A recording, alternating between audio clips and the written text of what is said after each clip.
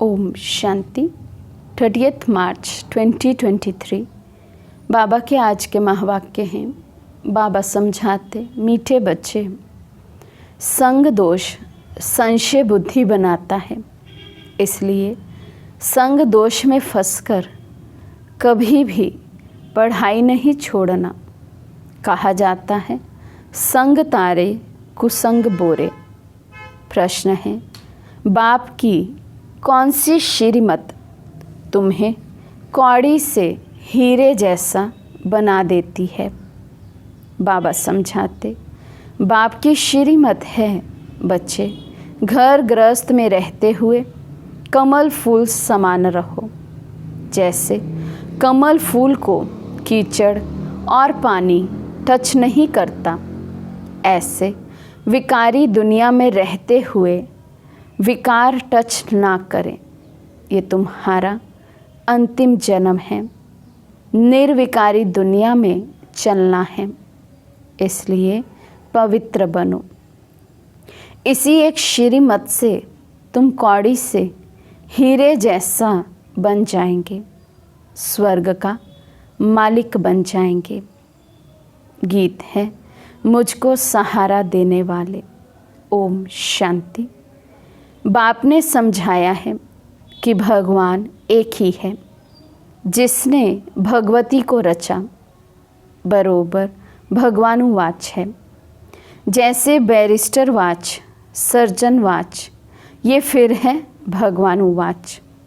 भगवान कहते हैं, मैं तुम्हें स्वर्ग का मालिक, राजाओं का राजा बनाऊंगा। ये है गीता। परंतु मनुष्य भूल गए हैं कि गीता का भगवान कौन था।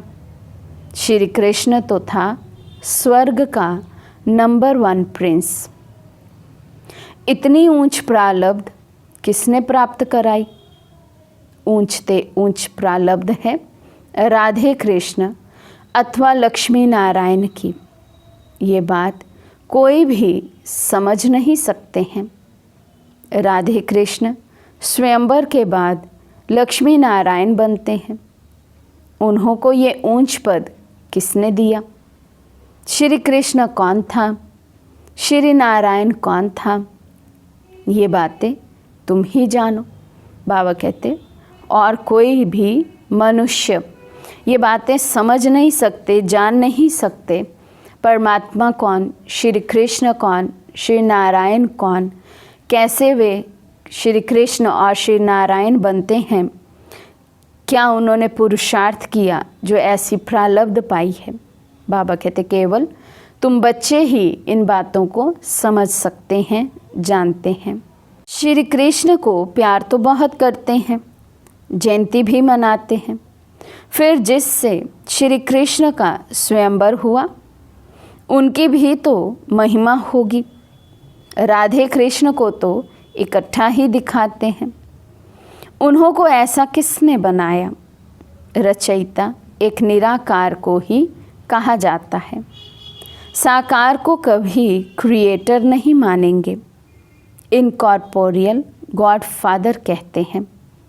लक्ष्मी नारायण सतयुग आदि में थे, अभी तो है कलयुग।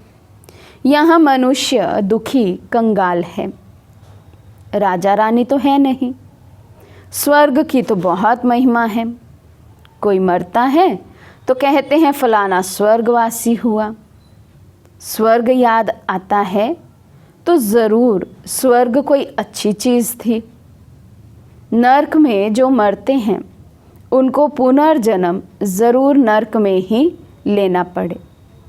जैसा कर्म करते हैं उस अनुसार यहाँ जन्म लेना पड़ता है। अब भगवान हैं निराकार ज्ञान का सागर, जिसको सभी मानते हैं। उनका यादगार मंदिर भी शिव का है। ब्रह्मा विष्णु शंकर का चित्र देंगे तो कहेंगे ये ब्रह्मा है, ये विष्णु है। भगवान ब्रह्मा व भगवान विष्णु नहीं कहेंगे, भगवान एक निराकार को कहेंगे, वे शिव ही है। अभी तुम बच्चे जानते हो, हम फिर से लक्ष्मी नारायण भगवान भगवती बन रहे हैं। किस द्वारा? भगवान द्वारा। क्रिएटर बाप है, वे स्वर्ग का रचयिता है। ज़रूर उसने प्रारब्ध दी जो ये स्वर्ग का मालिक बने।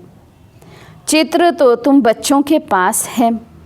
ये भी मनुष्य समझते हैं लक्ष्मी नारायण सतयुग के मालिक थे। सिर्फ ये भूल गए हैं कि लक्ष्मी नारायण छोटेपन में राधे कृष्ण थे।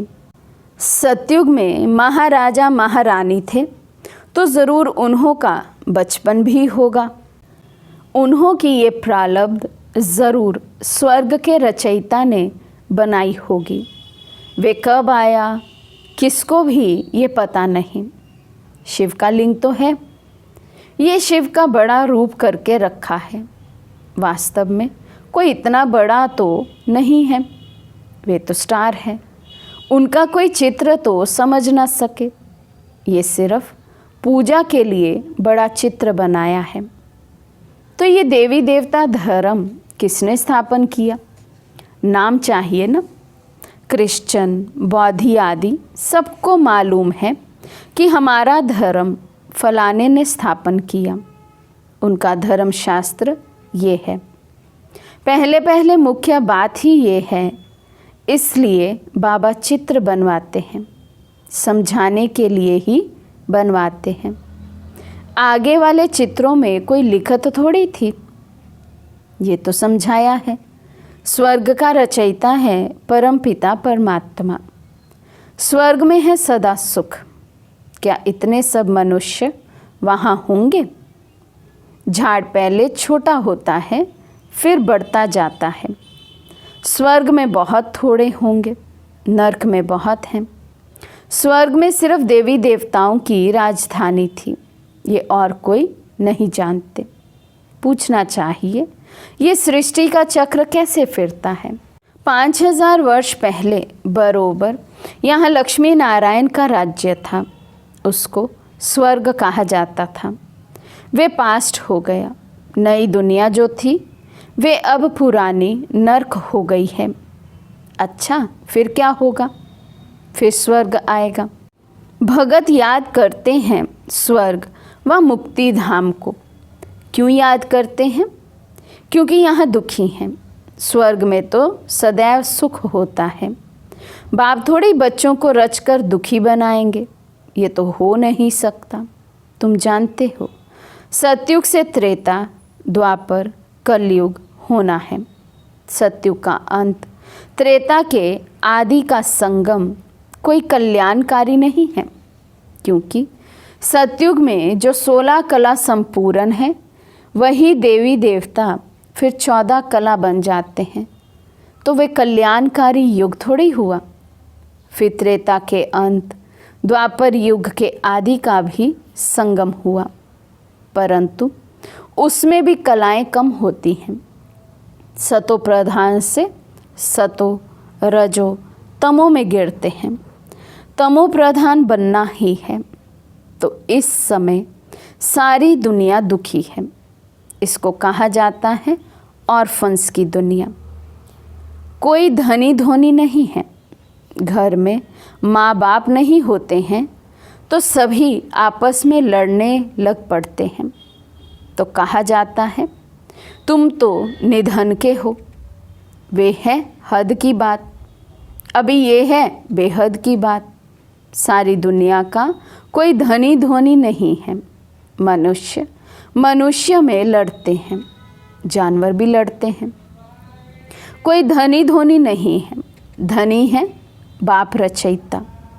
उनके आने से ही सब बच्चे धन के बन जाते हैं।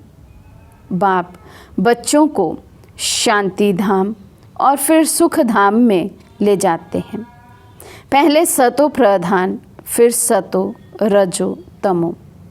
हर एक चीज़ ऐसे ही होती है। छोटे बच्चे भी सतो प्रधान हैं, इसलिए प्रिय लगते हैं। वही बच्चे अगर शिक्षा नहीं मिलती है तो माँ बाप को तंग करने लग पड़ते हैं। तंग तो होते हैं ना, लड़ते झगड़ते बीमार हो पड़ते हैं। कोई को नुकसान पड़ता है तो ये भी दुख होता है ना। सतयुग में कोई भी दुखी नहीं होता, वे है ही सुखधाम। बाप बच्चों के लिए स्वर्ग रचते हैं, वहाँ सदैव सुख है। तुम जानते हो ये बेहद की दुनिया नई थी, अब पुरानी है। दिल्ली पुरानी और नई है ना।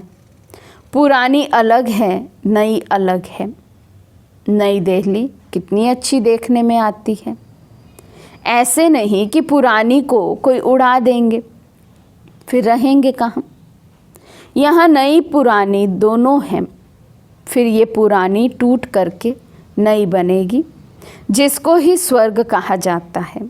दिल्ली को ही परिस्थान कहते हैं। इस समय है कब्रिस्तान। सतयुग में लक्ष्मी नारायण का राज्य था। दिल्ली परिस्थान थी, स्वर्ग थी, अब नर्क है। बाप खुद स्वर्ग का मालिक नहीं बनते हैं, बच्चों को बनाते हैं। तुम कहते हो बाबा हमको फिर से स्वर्ग का मालिक बना रहे हैं। इतने सब निश्चय बुद्धि हैं तो देखकर निश्चय बुद्धि बनना चाहिए। कोई लंदन देखकर आवे और वर्णन करे तो ऐसे थोड़ी कहेंगे कि हम जब देखेंगे तब माने। यहाँ तो इतने सब बच्चे कहते हैं हमको भगवान पढ़ाते हैं, तो झूठ तो नहीं बोल सकते। परंतु भाग्य में नहीं होगा तो बुद्धि में बैठेगा नहीं। बाप कहते हैं इसमें छोड़ना कुछ भी नहीं है। ये है अंतिम जन्म। गृहस्थ व्यवहार में रहते कमल फूल समान पवित्र रहना है। ये है मृत्यु लोक, वे है अमर लोक। गाया जाता है संपूर्ण निर्विकारी दुनिया, वहाँ विकार होता नहीं। तो मानना चाहिए ना। बरोबर देवताओं की महिमा भी करते हैं, सर्वगुण संपन्न। वे था ही वाइसलेस वर्ल्ड। अच्छा, बच्चे तो पैदा होते होंगे, ज़रूर कोई युक्ति होगी। विकार से नहीं होते, वहाँ ये पॉइजन होता नहीं। यहाँ है संपूर्ण विकारी, वहाँ है संपूर्ण पावन। यथा राजा रानी तथा प्रजा। इसमें तुमको संशय क्यों पड़ता है? वहाँ की जो रस्म रिवाज होगी उसी अनुसार बच्चे पैदा होंगे, वहाँ विकार होता नहीं। ये नेचर इस मृत्यु लोक का है, वहाँ तो कोई दुख देते नहीं।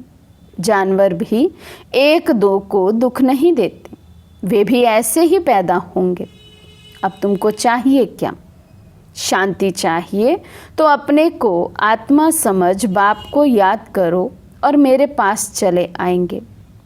जो स्वर्ग में आने वाले होंगे वे कहेंगे हम तो ज्ञान ज़रूर लेंगे, सुख ज़रूर लेंगे।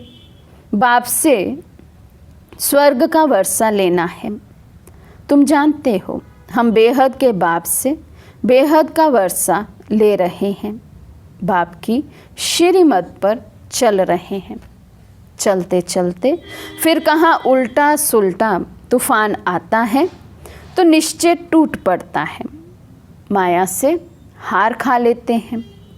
बाप कहते हैं कल्प पहले भी ऐसे वर्षा लेते लेते हार खा ली थी, विकार में फंस गया था। गाया भी हुआ है संग तारे कुसंग बोरे।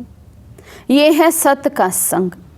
उनकी श्रीमत पर चलने से हम नई दुनिया में आ जाएंगे।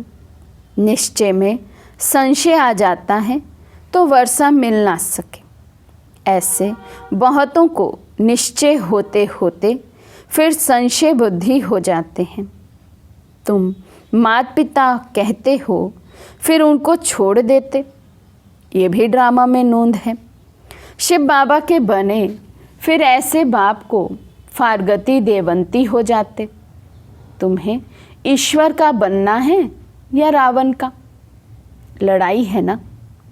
कोई तो माया पर जीत प्राप्त कर समझते हैं बाबा से वर्षा ज़रूर लेना है, श्रीमत पर चलते रहते हैं। एल्बम भी तुम्हारे पास है। जिन सभी बच्चों ने प्रतिज्ञा की है कि हमको गृहस्थ व्यवहार में रहते कमल फूल समान पवित्र रहना है। कमल फूल को पानी टच नहीं करता है। तुमको विकारी दुनिया में रहते हुए विकार में नहीं जाना है। ये है तुम्हारा अंतिम जन्म। अपने को निर्विकारी बनाने से तुम निर्विकारी दुनिया में चले जाएंगे। पवित्र बनना तो बहुत अच्छा है। बाप कहते हैं कि मेरे द्वारा तुम पवित्र बनेंगे तो स्वर्ग पवित्र दुनिया का मालिक बनेंगे।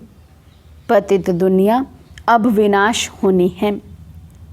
कितना सहज समझाते हैं। ब्रह्मा द्वारा स्वर्ग की स्थापना सो तो हो रही है। बाकी सब हिसाब किताब चुकतू कर मुक्ति धाम चले जाएंगे। सतयुग में तुमको सच्चा सुख मिलता है। वैकुंठ का नाम तो मशहूर है। बरोबर लक्ष्मी नारायण का राज्य था। मनुष्यों को तो कुछ भी पता नहीं है। सन्यासी खुद निर्विकारी बनते हैं तो विकारी लोग उनकी पूजा करते हैं। विकारी आत्मा बनती है, परमात्मा नहीं। वे समझते हैं हम निर्विकारी बन परमात्मा बन जाते हैं। तो भी दो चीज़ तो है ना, आत्मा और परमात्मा। विकारी को तो परमात्मा नहीं कहा जाता। वे समझते हैं हम निर्विकारी बन परमात्मा बन जाएंगे। बाप कहते हैं ऐसे तो हो नहीं सकता, कोई भी मिल नहीं सकता। मैं आकर सबको वापस ले जाऊंगा। निशानी भी है महाभारी लड़ाई। बच्चों को राजयोग सिखा रहा हूँ। महाभारी लड़ाई है तो भगवान भी ज़रूर होना चाहिए, जो सभी झंझटों को हटाए, सभी के झगड़े ख़त्म कर दे। सर्वशक्तिवान तो बाप है ना। कहते हैं अगर तुम मेरी मत पर चलेंगे तो मैं तुमको स्वर्ग का मालिक बनाऊंगा। कल्प कल्प तुम मेरी श्रीमत से ऐसे श्रेष्ठ बनते हो। आधा कल्प बाद जब मेरी मत पूरी हो, आसुरी मत शुरू होती है, तो तुम कंगाल कौड़ी जैसे बन पड़ते हो। अब फिर तुमको कौड़ी से हीरे जैसा बनाता हूँ, तो श्रीमत पर चलना चाहिए ना। बाबा कितना सहज समझाते हैं। अच्छा, मीठे मीठे सिकिल दे बच्चों प्रति माता पिता बाप दादा का याद प्यार और गुड मॉर्निंग। रूहानी बाप की रूहानी बच्चों को नमस्ते। हम रूहानी बच्चों की रूहानी बाप दादा को दिल व जान सिकवा प्रेम से नमस्ते नमस्ते नमस्ते जी। धारणा के लिए मुख्य सार। फर्स्ट पॉइंट, किसी भी तूफान के कारण निश्चय में कमी ना आए, इसके लिए संग दोष से अपनी संभाल करनी है। श्रीमत पर पूरा पूरा चलना है। सेकंड पॉइंट, इस अंतिम जन्म में श्रीमत पर संपूर्ण निर्विकारी ज़रूर बनना है। विकारी दुनिया में रहते हुए विकार टच ना करें, ये संभाल करनी है। आज का वरदान है, अपने हर कर्म द्वारा दिव्यता की अनुभूति कराने वाले दिव्य जीवनधारी भव। अपने हर कर्म द्वारा दिव्यता की अनुभूति कराने वाले दिव्य जीवनधारी भव। बाप दादा ने हर एक बच्चे को दिव्य जीवन अर्थात दिव्य संकल्प, दिव्य बोल, दिव्य कर्म करने वाली दिव्य मूर्तियां बनाया है। दिव्यता संगम योगी ब्राह्मणों का श्रेष्ठ श्रृंगार है। दिव्य जीवनधारी आत्मा किसी भी आत्मा को अपने हर कर्म द्वारा साधारणता से परे दिव्यता की अनुभूतियाँ कराएगी। दिव्य जन्मधारी ब्राह्मण तन से साधारण कर्म और मन से साधारण संकल्प कर नहीं सकते। वे धन को भी साधारण रीति से कार्य में नहीं लगा सकते। स्लोगन है, दिल से सदा यही गाते रहो कि पाना था सो पा लिया, तो चेहरा खुशनुमा रहेगा। दिल से सदा यही गाते रहो कि पाना था सो पा लिया, तो चेहरा खुशनुमा रहेगा। अच्छा, ओम शांति।